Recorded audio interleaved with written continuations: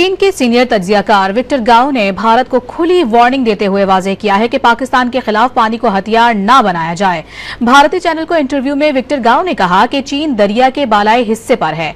अगर भारत ने पाकिस्तान के लिए पानी रोका तो चीन खामोश नहीं रहेगा। China is on the upper stream. That's a reality.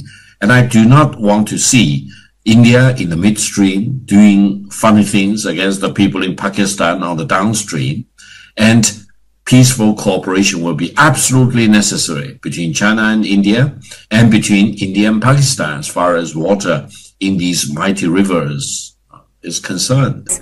Is China going to use Brahmaputra against India so that to come to the rescue of Pakistan? Is the Pakistan relationship that important?